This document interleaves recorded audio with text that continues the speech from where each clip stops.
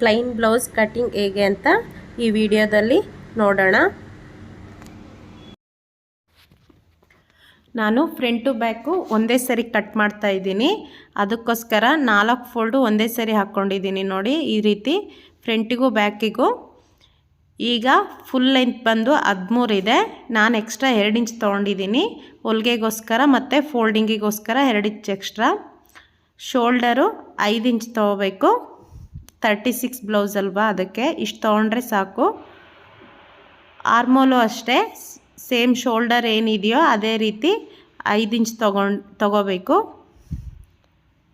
ನೀಟಾಗಿ ಎರಡು ಕಡೆ ಎಡ್ಜಲ್ಲೂ ಮಾರ್ಕ್ ಮಾಡಿಕೊಂಡು ಈ ರೀತಿ ಒಂದು ಲೈನ್ ಹಾಕ್ಕೊಳ್ಳಿ ಸ್ಟ್ರೈಟಾಗಿ.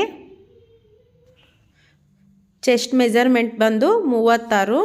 36ರಲ್ಲಿ 4ನೇ ಭಾಗ 9 ಇಂಚಿಗೆ ಒಂದು ಮಾರ್ಕ್ ಮಾಡ್ಕೋಬೇಕು.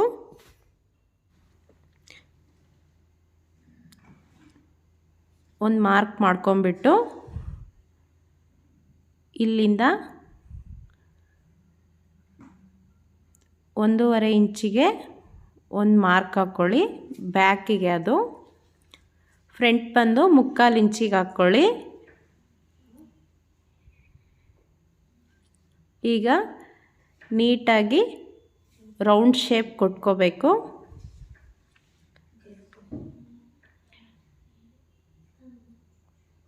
ಅದೇ ರೀತಿ ಫ್ರಂಟಿಗೂ ಶೇಪ್ ಕೊಟ್ಕೊಳ್ಳಿ.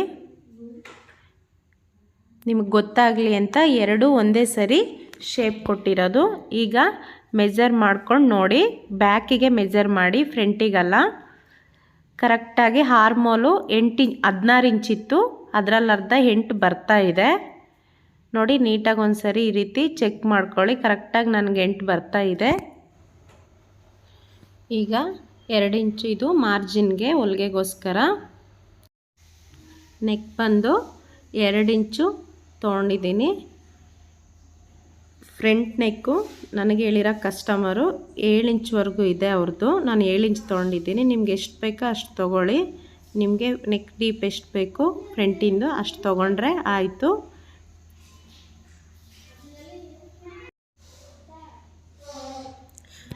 ಇಲ್ಲಿ ವಿಡ್ತು 2.5 ತೊಗೊಂಡಿದ್ದೀನಿ. ಮೇಲ್ಗಡೆಗಿನ್ನ ಅರ್ಧ ಇಂಚು ಜಾಸ್ತಿ.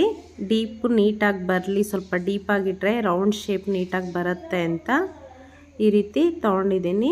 ನಿಧಾನಕ್ಕೆ ಈ ಥರ ಶೇಪ್ ಕೊಡಬೇಕು ನೋಡಿ. ನಾನು ಹೇಗೆ ಕೊಡ್ತಾ ಇದ್ದೀನೋ ಹಾಗೆ ಕೊಡಿ, ಪರ್ಫೆಕ್ಟಾಗಿ ಶೇಪ್ ಬರುತ್ತೆ, ಫಿನಿಶಿಂಗು ನೀಟಾಗಿ ಬರುತ್ತೆ. ವೆಸ್ಟು 32 ಇದೆ. ಅದರಲ್ಲಿ 4ನೇ ಭಾಗ ಅಂದರೆ 8 ಇಂಚು. 1 ಇಂಚು ಟಕ್ಕಿಗೋಸ್ಕರ 9 ಇಂಚಿಗೆ ಒಂದು ಮಾರ್ಕ್ ಮಾಡ್ಕೊಳ್ಳಿ. ಎಕ್ಸ್ಟ್ರಾ 2 ಇಂಚು ಮಾರ್ಜಿನ್ಗೋಸ್ಕರ.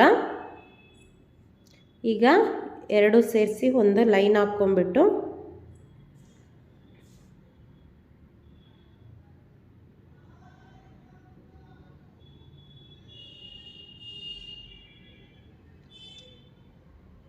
ನೀಟಾಗಿ ಕಟ್ ಮಾಡ್ಕೋಬೇಕು.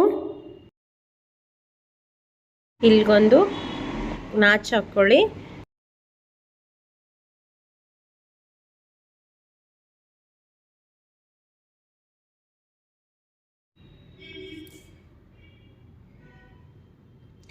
ಬ್ಯಾಕ್ ನೆಕ್ಕು 9 ಇಂಚಿದೆ. 9 ಇಂಚಿಗೆ ಒಂದು ಮಾರ್ಕ್ ಹಾಕ್ಕೋಬೇಕು.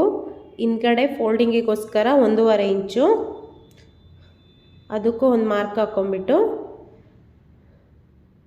ಒಂದು ಲೈನ್ ಹಾಕ್ಕೊಳ್ಳಿ.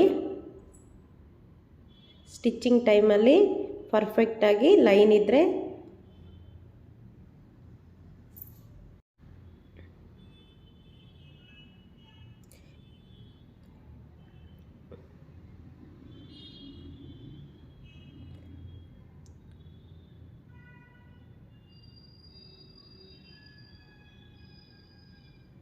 ಈಗ ಬ್ರಾಡು ಮೇಲ್ಗಡೆ 2 ತೊಗೊಂಡಿದ್ದೀವಿ. ಸ್ವಲ್ಪ ಬ್ರಾಡಾಗಿ ಬರಲಿ ಅಂತ ಕೆಳಗಡೆ 2.5 ತೊಗೊಂಡಿದ್ದೀನಿ. ಸ್ಟ್ರೈಟಾಗಿ ಒಂದು ಲೈನ್ ಹಾಕ್ಕೊಳ್ಳಿ.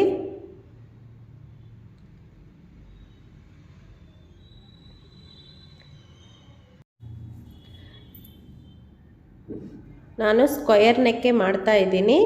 ನಿಮಗೆ ಬೇಕು ಅಂದರೆ ಈ ಥರ ರೌಂಡಾಗಿ ಶೇಪು ಕೊಟ್ಕೋಬೋದು. ನಾನು ನಿಮಗೆ ಗೊತ್ತಾಗಲಿ ಅಂತ ಶೇಪ್ ಕೊಟ್ಟಿದ್ದೀನಿ. ನನಗೆ ಸ್ಕ್ವಯರ್ ನೆಕ್ ಬೇಕಿದೆ, ನಾನು ಸ್ಕ್ವಯರಾಗಿ ಕಟ್ ಮಾಡ್ಕೊತೀನಿ.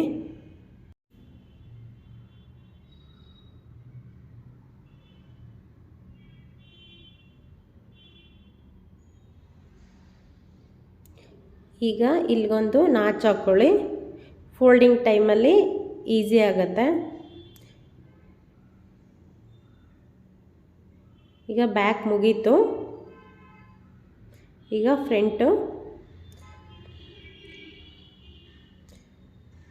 ಫ್ರಂಟಿಗೆ ನೀಟಾಗಿ ನೆಕ್ ಕಟ್ಟಿಂಗ್ ಮಾಡ್ಕೊಳ್ಳಿ.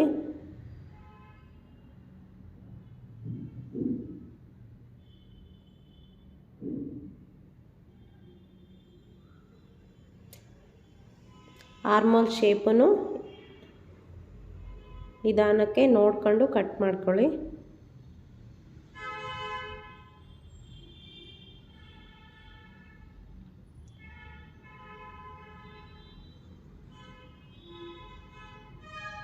ಈಗ ಡಾಟ್ ಪಾಯಿಂಟಿಗೋಸ್ಕರ ಫ್ರಂಟು ರೆಡಿ 13 ಇದೆ, ಅದರಲ್ಲಿ 1 ಇಂಚು ಕಮ್ಮಿ ತಗೋಬೇಕು, 12 ಇಂಚು. ನಾವು ಯಾವುದೇ ಬ್ಲೌಸಿಗಾದರೂ ಅಷ್ಟೇ ರೆಡಿ ಎಷ್ಟಾದರೂ ಇರಲಿ, ಅದಕ್ಕಿಂತ 1 ಇಂಚು ಕಮ್ಮಿ ಮಾಡ್ಕೋಬೇಕು, ಆವಾಗ ಪರ್ಫೆಕ್ಟಾಗಿ ಬರುತ್ತೆ. ಈಗ ಡಾಟ್ ಪಾಯಿಂಟಿಗೆ 3.5 ಇಂಚು, ಇಲ್ಲಿಂದ 3.5 ಇಂಚಿಗೊಂದು ಮಾರ್ಕ್ ಮಾಡ್ಕೊಳ್ಳಿ. ಇಲ್ಲಿಂದ 1.25 ಇಂಚು ಈ ಕಡೆ, 1.25 ಇಂಚು ಈ ಕಡೆ ಮಾರ್ಕ್ ಹಾಕ್ಕೊಳ್ಳಿ. ಇಲ್ಲಿಂದ 3 ಇಂಚಿಗೆ ಮೇಲ್ಗಡೆ ಒಂದು ಮಾರ್ಕ್ ಮಾಡಿಕೊಂಡು ಸ್ಟ್ರೈಟಾಗಿ ಒಂದು ಲೈನ್ ಹಾಕ್ಕೊಳ್ಳಿ ಈ ರೀತಿ. ಈಗ ಈ 2 ಪಾಯಿಂಟ್ನು ಸೇರಿಸ್ಬೇಕು. ಇದು ಫಸ್ಟ್ ಡಾಟ್ ಪಾಯಿಂಟು.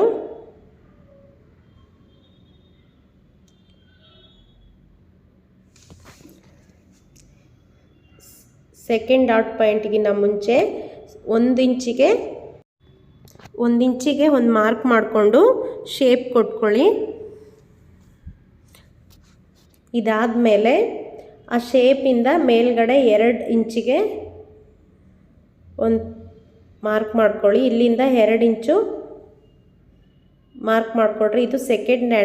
ಇದು ಸೆಕೆಂಡ್ ಡಾಟ್ ಪಾಯಿಂಟಿಗೆ ಇಲ್ಲಿಂದ ಈ ಥರ ಸ್ಟ್ರೈಟಾಗಿ ಟೇಪ್ ಇಟ್ಕೊಂಡು ಒಂದು 3.5 ಇಂಚಿಗೆ ಒಂದು ಮಾರ್ಕ್ ಮಾಡಿಕೊಂಡ್ರೆ ಸೆಕೆಂಡ್ ಡಾಟ್ ಪಾಯಿಂಟು ಕ್ರಿಯೇಟ್ ಆಯಿತು. ಈಗ 4th ಡಾಟ್ ಪಾಯಿಂಟು ಅಷ್ಟೇ, 2 ಇಂಚಿಗೆ ಕೆಳಗಡೆಯಿಂದ 2 ಇಂಚಿಗೆ ಒಂದು ಮಾರ್ಕ್ ಮಾಡ್ಕೊಳ್ಳಿ. ಸ್ವಲ್ಪ ಕ್ರಾಸಾಗಿ ಒಂದು ಲೈನ್ ಹಾಕ್ಕೊಂಡ್ರೆ ಆಯಿತು. ಈಗ ಪರ್ಫೆಕ್ಟಾಗಿ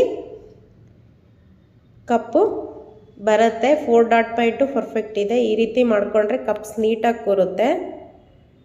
ಈಗ ಕಟ್ಟಿಂಗ್ ಮಾಡ್ಕೊಳ್ಳೋಣ.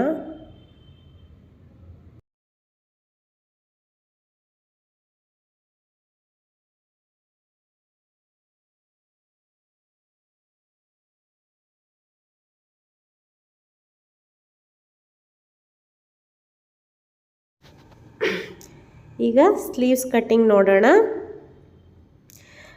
ರೆಡಿ 3.5 ಇದೆ, ನಾನು ಎಕ್ಸ್ಟ್ರಾ 2 ಇಂಚ್ ತೊಗೊಳ್ತಾ ಇದ್ದೀನಿ, 5.5. ನೀಟಾಗಿ ಈ ರೀತಿ ಮಾರ್ಕ್ ಮಾಡಿಕೊಂಡು ಒಂದು ಲೈನ್ ಹಾಕ್ಕೊಳ್ಳಿ.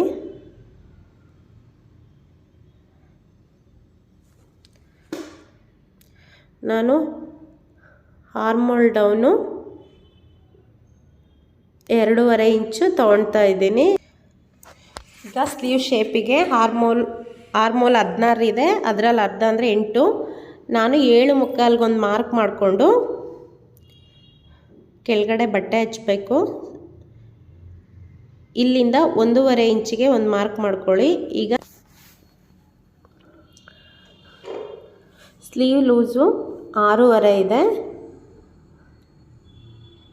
ನನಗೆ ಎಕ್ಸ್ಟ್ರಾ ಬಟ್ಟೆ ಹಚ್ಕೋಬೇಕು, ಸ್ವಲ್ಪ ಸಾಲ್ಟೇಜ್ ಬರ್ತಾ ಇದೆ, ಸ್ಟಿಚಿಂಗ್ ಟೈಮಲ್ಲಿ ಹಚ್ಕೊಳ್ತೀನಿ. ಈಗ ನೀಟಾಗಿ ಶೇಪ್ ಕೊಟ್ಕೊಳ್ಳಿ.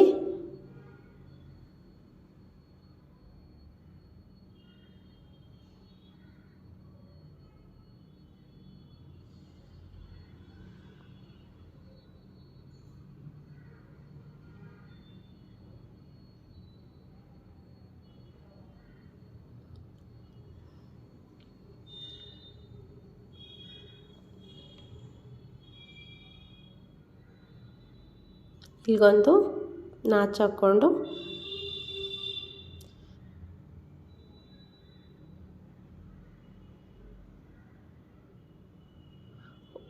ಈ ರೀತಿ ಓಪನ್ ಮಾಡಿಕೊಂಡು ಫ್ರಂಟ್ ಶೇಪ್ ಒಂದು ಅರ್ಧ ಇಂಚ್ವರೆಗೂ ಫ್ರಂಟ್ ಶೇಪ್ ತೊಗೊಳ್ಳಿ.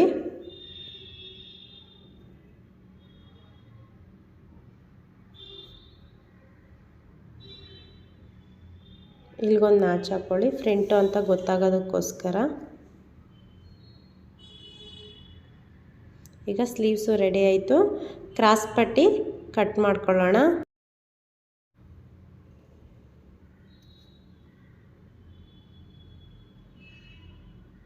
ಕ್ರಾಸ್ ಪಟ್ಟಿಗೆ ನಾನೊಂದು 10 ತೊಗೊಂಡಿದ್ದೀನಿ. ಒಂದು 10 ಆದರೆ ಸಾಕು. ಫ್ರಂಟು 3.5. ಸ್ವಲ್ಪ ಬಟ್ಟೆ ಸಾಲ್ಟೇಜ್ ಇದೆ, ನಾನು ಆಮೇಲೆ ಹಚ್ಕೊಳ್ತೀನಿ.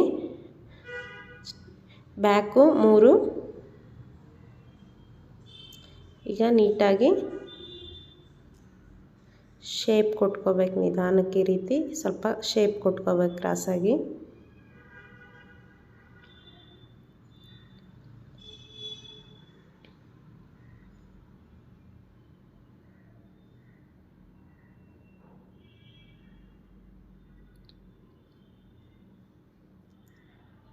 ಈ ಥರ ಕಟ್ ಮಾಡಿಕೊಂಡ್ರೆ ಕ್ರಾಸ್ ಪಟ್ಟಿನೂ ರೆಡಿ ಆಯಿತು. ನಾನು ಈ ಕಡೆ ಆಮೇಲೆ ಬಟ್ಟೆ ಹಚ್ಕೊಳ್ತೀನಿ. ಈಗ ಉಳಿದಿರೋ ಬಟ್ಟೆನ ವೇಸ್ಟ್ ಮಾಡಬೇಡಿ.